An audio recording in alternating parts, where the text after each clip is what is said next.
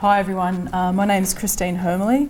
I was responsible for the delivery of the SFIA Implementation for Essential Energy end of 2013, 2014. Now, for those of you who don't know what essential energy is, people from interstate or from New Zealand, it's one of 3 electrical utilities in New South Wales. It's the regional utility, so Sydney-siders would be familiar with Ausgrid and Endeavour Energy.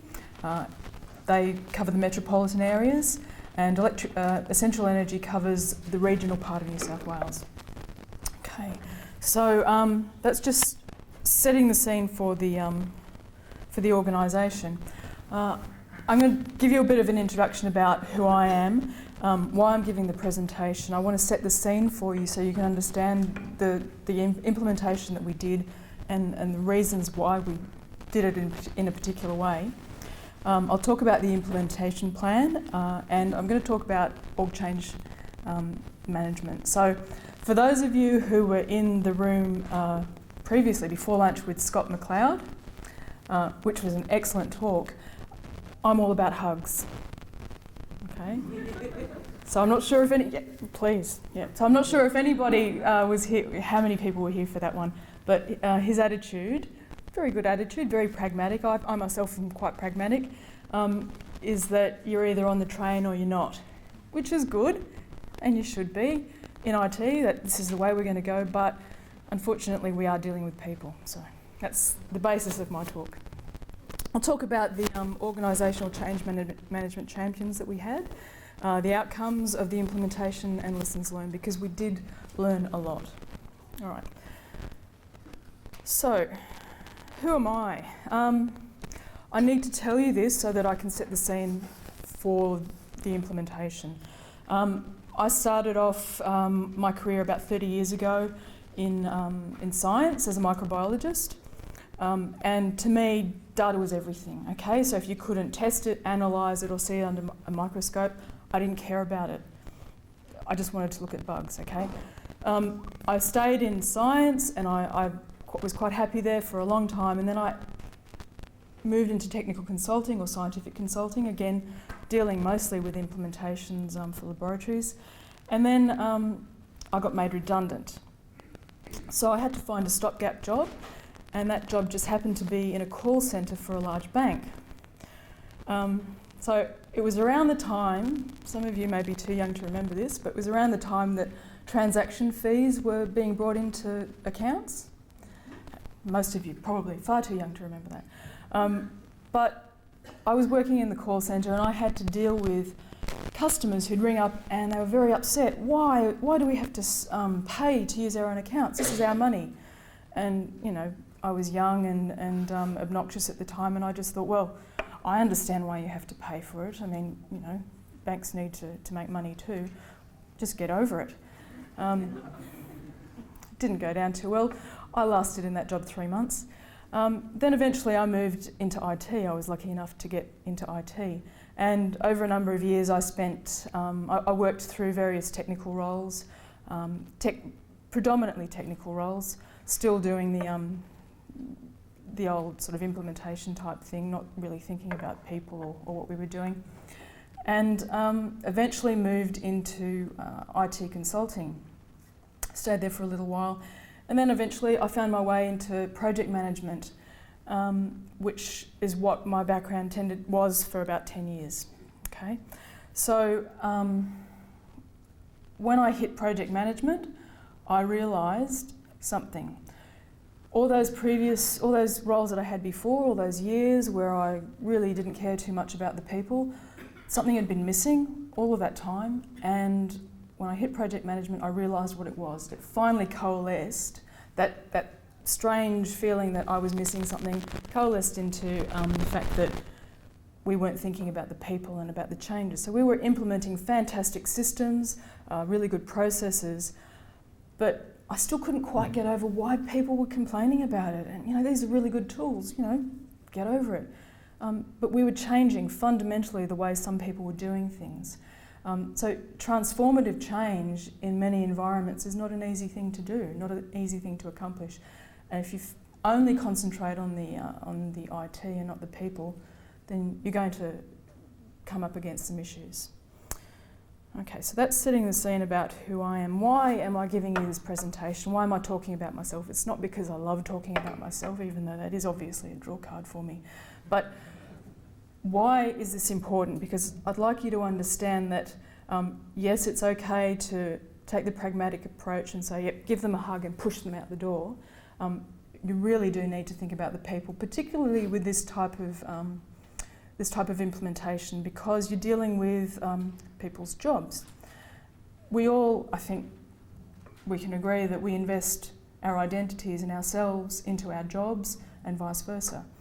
So what I'd like to understand first is who I've got in the audience. So any hands up for government? Right, pretty much everyone. Okay. So Essential Energy is a state-owned corporation, and it's basically owned by the New South Wales government. So we're a government organisation as well. What I also would like to understand is what do you think your biggest challenge is with your implementations? Does anybody want to hazard a response? Paranoia. Why do you say that? IT people are very paranoid. Haven't you noticed? Yeah, they are. Do they have a reason to be? You're taking my job. You're taking my, not necessarily unemploying me, just taking my job. Yeah. My thing, my toy. I know it. Yeah. It's my ball, and I don't want to share. Yeah, exactly. So they've obviously invested a fair bit of themselves into Any process that looks at them. Yeah. Or what they're doing. True. Yep. Somebody else will be able to do it then, and then I won't be able to. It won't be just me. And you come back to paranoia. Yeah, well, that's true. So I'm hearing, and would you agree that it's probably the people that will be the biggest challenge? Yeah. Okay. All right. So yes, people are the biggest challenge with this sort of implementation. Now, SFIA is not a difficult concept to understand. You've listened to Simon and Matthew, and there are processes that have been worked out, frameworks. There are updates. You have all of that information at your fingertips to be able to understand what SFIA is and the concepts and to implement it. You've got consultants who can do it for you. It's not difficult. The difficult thing is you applying it in your organisations. Why bother thinking about the people? Well, they can make or break your implementation. It's the same with any project. As anyone who's a project manager would understand, if you're implementing something technical or business, you're doing it for people basically, and things can go awry if you don't take them into consideration. Okay, so people matter. All right, I'll go back to the organisation and the implementation. So it's an electrical utility, which I've already mentioned. At the time we did the implementation, end of 2013, 2014, they had over 4,500 staff, about 160 in IT, and they're distributed across New South Wales. So from Broken Hill to Tweed Heads, down to Bega, Coffs Harbour, Bathurst, everywhere. They're a regional workforce with limited range in small towns or regional cities to move, to get another job. It's not like in Sydney where you can just get up and find another job. Some of the people that I worked with had been in the organisation for over 20 years. So they'd started as electricians, and they'd eventually moved and changed their positions and got into IT. So they heavily invested themselves in their jobs, and because they're regional areas, they had their families there as well. So the kids were going to school, their lives were there. If you live in Port Macquarie, basically you live there because you like to surf or you like the beaches. So that's where a large contingent of the IT people are. Okay, the organisation itself grew through numerous mergers. So over the years, They started often merging the county councils. That's what the county councils used to look after the electricity around the state. And they steadily amalgamated until they formed regional utilities, something like North Power, or I think it was Southern Power at the time. Those larger organisations then became, in 2001, an organisation called Country Energy. So as you can imagine, over that time, a lot of changes. People were being restructured, jobs were being lost, or people were being brought in. The situation since 2001 to today is one of constant change. The company basically restructures every 18 months, or so. That's the way it seems, but they have had a lot of restructures. They've sold off various arms of the business. Gas is gone, retail is gone, and they've gone down to a network-only business. So as you can imagine, there's job losses as well.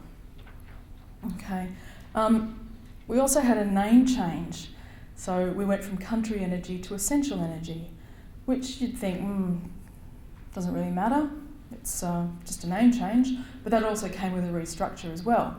So everyone had to move around. They had their jobs, but then everything was moved, and there were name changes and everything. In IT, at the time of the SFIA implementation, we had over 100 projects ongoing as well.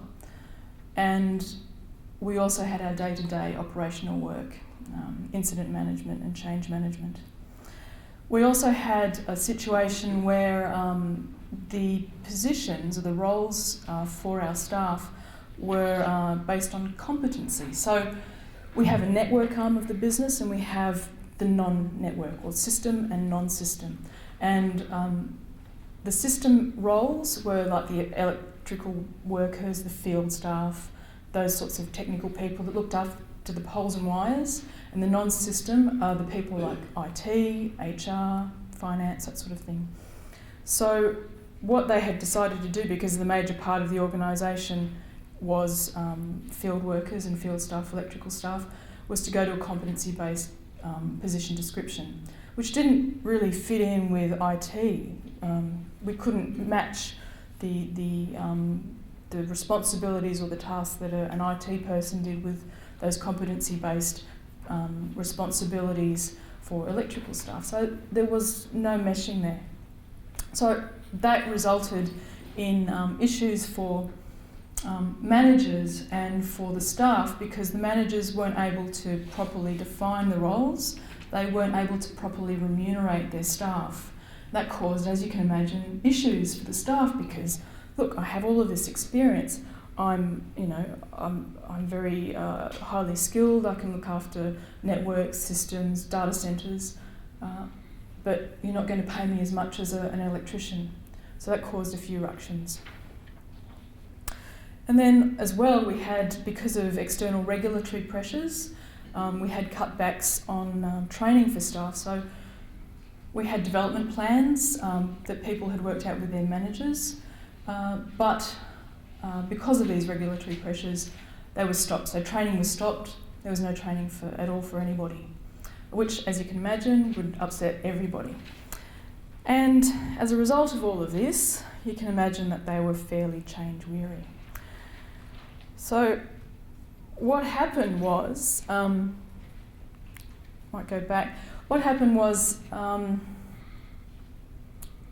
we decided to implement SFIA, and there were two people who knew what it was and who knew what we were going to do. That was the general manager and my manager.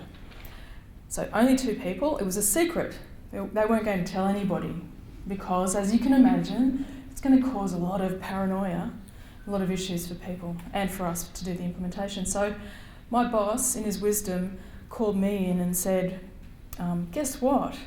You're going to do the SFIA implementation. I thought, lucky day. So that was wonderful. So I thought, well, if that's the way it's going to be, if you want me to implement this, then I think we're going to have to run this properly. We're going to have to give it structure, and because my background is project management, I want it run as a project. So we had a business case, which Simon helped us write. I think he wrote the business case.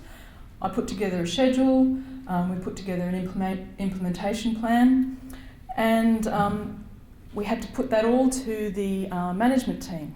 Okay, so it had to be signed off by our CEO, because we had to get that backing, and we had to be able to get the approval to spend the money. And that was fine, that went ahead. We also had to get our IT management team involved as well and get their commitment. So that all worked. What they then did once the approval came through was the management team said, right, okay, we want it implemented by this date, in this manner, and to these people. But they left something out. They forgot about how we were going to do that. It's okay to have a plan and have a business case and have the approval, but how are you actually going to communicate that, and how are you going to be all warm and fuzzy and hug people and make sure that they actually come along on the journey? So I said to my manager, we can't just implement it, we've got to do something a bit different, something out of the ordinary. There's this thing called organisational change management, why don't we do that? So he went to the general manager and convinced her. We had a chat with her, and she said, yep, fantastic idea, let's go ahead and we'll do this properly. So what we did was we sought change champions. The change champions are people who, or were people who are key influencers. So they're the sort of people that you talk to in the tea room. They're the sort of people that are generally liked by everybody, that people listen to, that people want to work with, and they're the ones that you can trust, basically, to pass on the message. So I think generally they were all influencers, except for maybe two, which didn't quite work out because they were captain's picks by the GM. One of them was a squeaky wheel, basically someone who complained about everything basically that we did. So that didn't necessarily turn out as well as it could have. So lesson learned, if you are going to have a squeaky wheel as part of your change team, as a change champion, then make sure that person is in the same building as you, not over in another part of the state.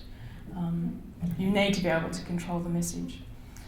Another person who was a really good key influence, a very good person, who could really take the message forward and had a lot of people on side, went on leave for 3 weeks while the implementation was going. So the people that he worked with didn't actually get the message.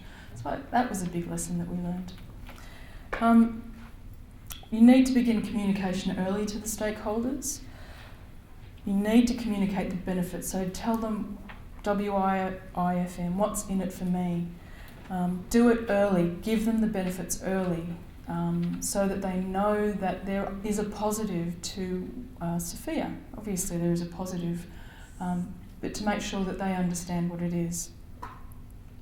Provide as much information as early on as you can. So when you're planning, make sure you start to communicate. Tell them what you're going to tell them, and then tell them again, basically.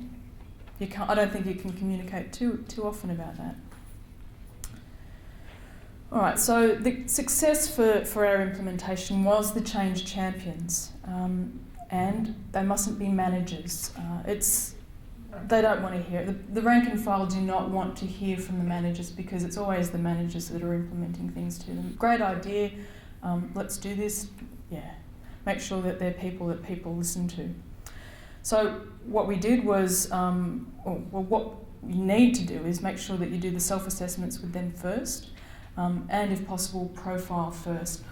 I don't think we were able to profile them straight away, but we did do the self-assessments first with them. And that worked quite well, because then they knew what the process was, and they could actually tell their colleagues what the process was. And that worked very well for us. All right, so the outcome of that implementation was that we had about 160 people with self-assessments. 156 people actually had the profile done. So we had some people who didn't want to participate, and that was okay, because they were given the choice by the general manager that they didn't have to participate. They weren't going to be forced. That was part of the message. You weren't going to be forced to do this, but there are benefits if you do. And that worked quite well. We weren't forcing anybody. What we did was we wrote the position descriptions for the entire IT department, which was an interesting job. That was also difficult because those had to be approved by the management team, but we eventually got them across the line. Then we had another restructure, just for the fun of it. But here's the thing, people actually volunteered their profiles. They were told by the general manager, we're going to change everything again and restructure, throw everything up and see where it lands. But you don't have to give us your profiles. You don't need to share it with us. You can keep it for yourself if you want, just so that you have the skills and you know what they are. We're not going to insist that you share them with anybody.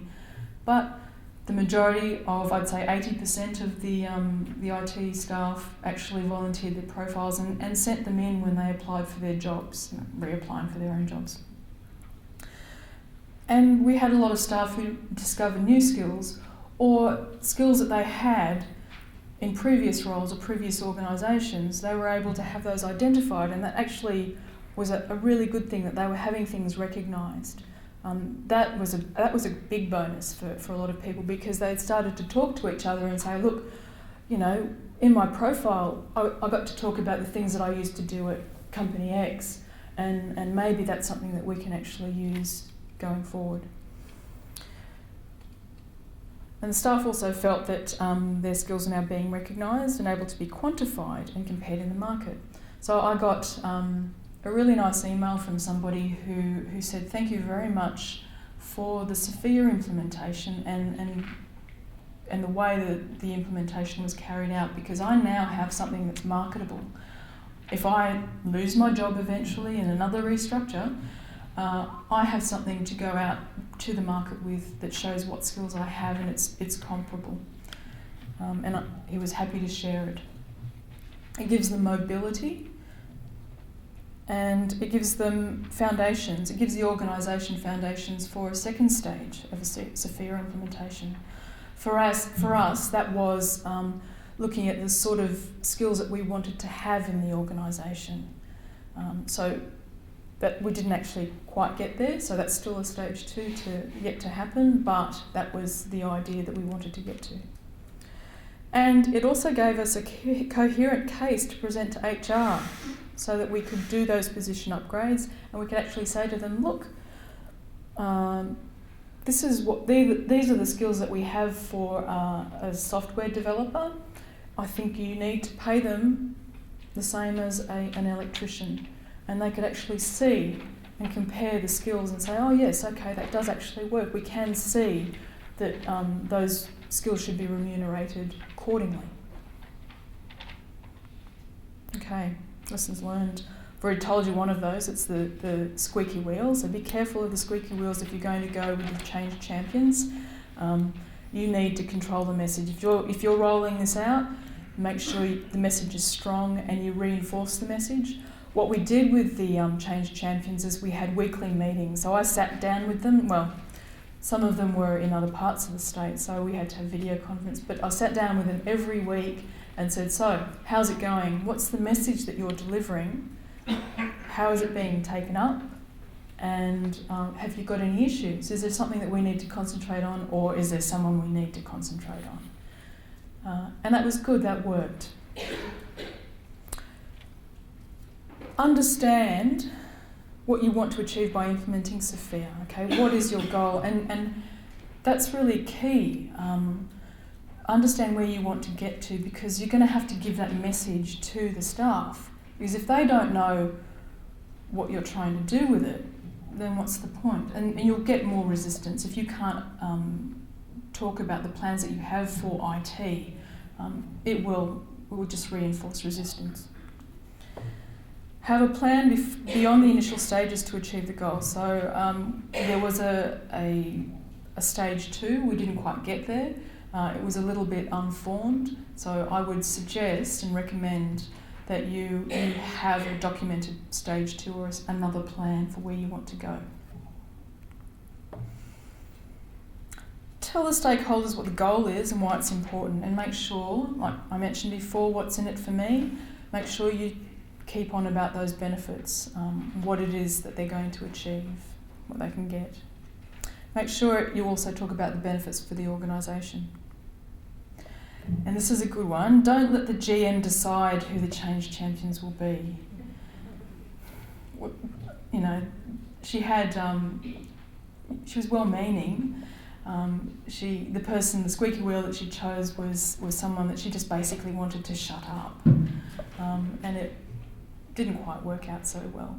So that's something that you probably have to try a little bit harder on. Make a decision as to whether it's going to be voluntary or not. I'd say in most organisations it's mandatory. Everybody's going to have to do it. Everyone's going to have SFIA skills. In our organisation, it wasn't mandatory. Some people didn't participate. One thing we did have, though, was a couple of the really recalcitrant guys who were very militant. They didn't want to have any part of this. They didn't see any benefit, heavily unionised. They actually were the first ones to participate. They actually went and did their self-assessments very early on. As soon as we released the self-assessment link, they were off and running. And they booked their profile assessment, I think, a couple of days into the first week, which was fantastic. I nearly fell off my chair. I thought it was really good. So obviously that message had got through to them. They could see the benefits.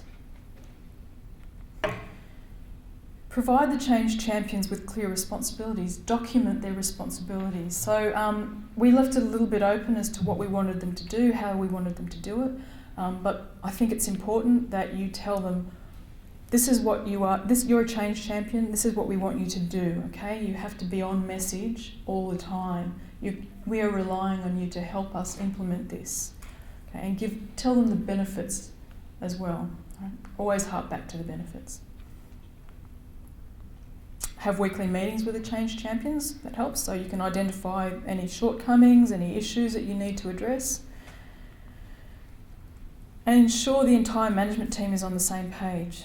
What we did in the early stages was train. The first ones that were trained were the management team, because they're the ones that have to tell their staff about what is going to happen with SFIA and what they're planning to do. They're the ones that had to develop the position descriptions. Follow the plan. Okay, if you have a business case, you have a plan and you have a schedule, which you should have, make sure you follow it, don't deviate. Because that's the sort of thing you publish, again, to help your message to the stakeholders. If you deviate from that, they're going to say, hang on, we were supposed to do this by this particular date. Why didn't we do it? What's going on? In our environment, if we deviated, it was because we had some ulterior motive. Which wasn't the case, but that's what the thinking was. So make sure if you don't follow the plan, you have a reason and you communicate that reason.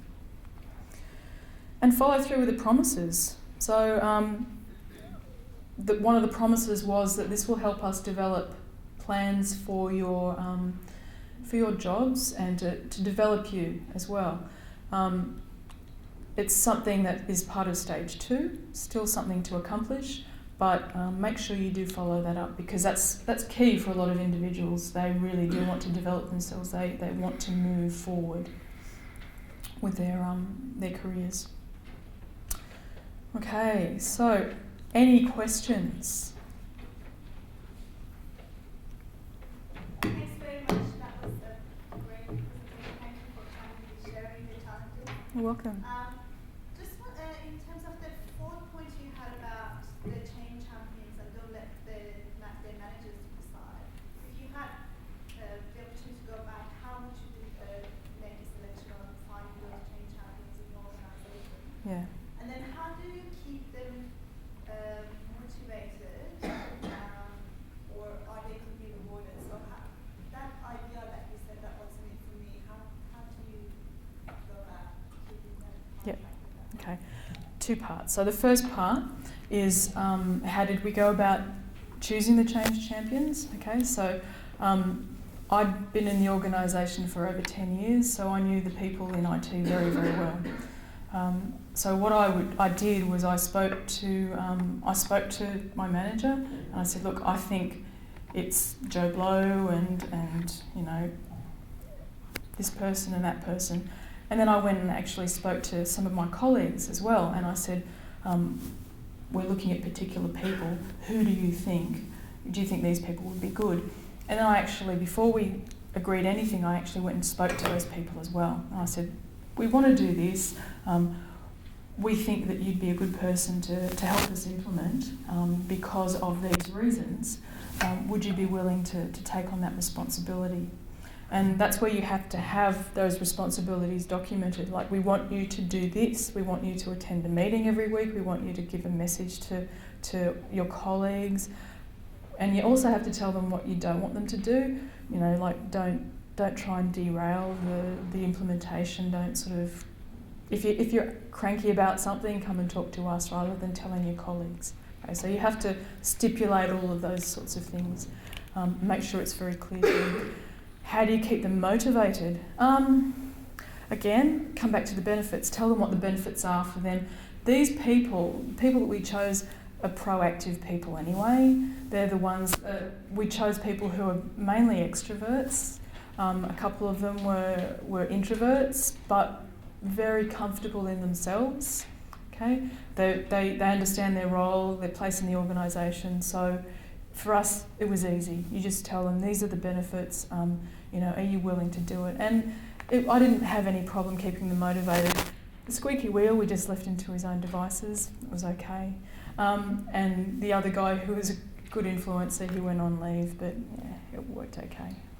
The other thing as well, though, is if you have time, you can do some stakeholder analysis and try. I think we did some of that stuff in the comm strategy, where you look at who's positive, who's negative, who's neutral. And if someone's negative, how do I get them to neutral? Ideally positive, and that would, to a certain extent, define the stakeholder groups. And then you want to find people who are influencing that stakeholder group. So it could be unions, it could be industrial, it could be a particular unit or particular location. So if you can do your stakeholder mapping and then do your risk plan based against your stakeholder mapping, then that would, to a certain extent, define some of your potential changes. That's right. And it's an important point that Simon brings up about the union. Our environment is heavily unionised, so that was a key issue for us. So we actually had to have our general manager deal with the union issue because that was something that, it wasn't, something that we could handle easily. So she organised that. So did the DM and the rest of the management tree participate in the process by being assessed and so on as well? They did, yes. How did they respond to that? Very well. Yep, they all had their profiles done, and they all sat in on the training as well. And yeah, they're very positive because they can see the benefits for the organisation, for IT. So it was an us rather than a you. It was an us for them. Yeah, definitely. Yeah. How well were the skill descriptors and service level descriptors understood? I think, well, like I think you've probably heard from some of the other speakers, they're understood to a degree. We tried to communicate that. We made it the skills available to them to read. But like we had a number of people who, one person who had over 20 skills, and that, they thought they had a lot more. I think it was also a case of trying to bring their expectations down a little bit, but we did actually make it available to them. We had links. Simon provided a link to the SFIA Information so people could go online and have a look. And we had a presentation as well that they could go and like the little movie that you can view about SFIA, that was available to everyone as well. Did your HR team help you?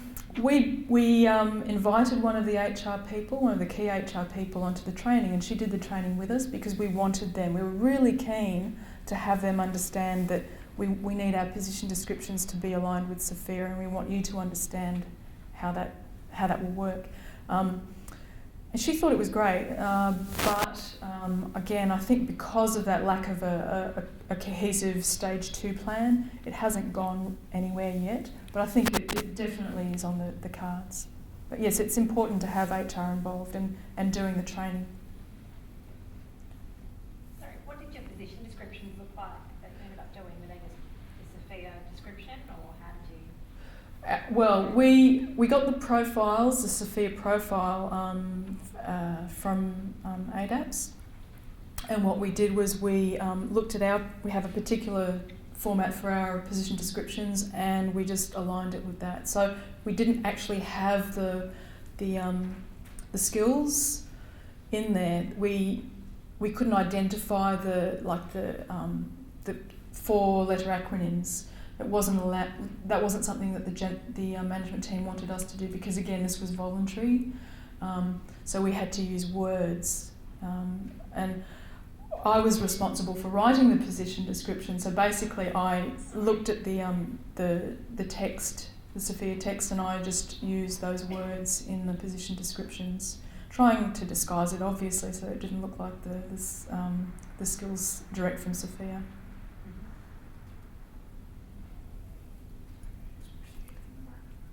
Oh, sorry. Should have cut my hair before this presentation. Any more questions? All right. Well, thank you very much for your time.